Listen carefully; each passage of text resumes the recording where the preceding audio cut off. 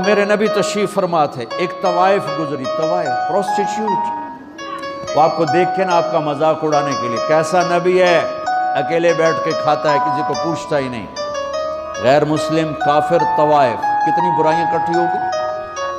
آپ نے کہا آجا، وہ آ کے بیٹھ گئی، آپ نے کہا کھا، وہ تو آپ کا مذاق اڑا رہی تھی کہ نہیں ایسا نہیں کھاؤں گی، جو تیرے منہ میں ہے اپنے ہاتھ سے نکال کے مجھے کھلا۔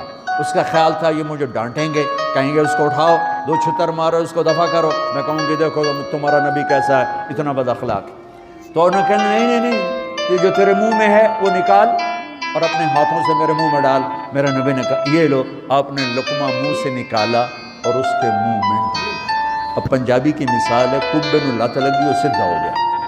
میرے نبی کے منہ کا لعاب جب اس طوائف کے منہ میں گیا، وہ ساتھ ہی کلمہ پڑھ گئی، ایمان لے آئی اور مدینے کی شریف ترین عورت بن گئی۔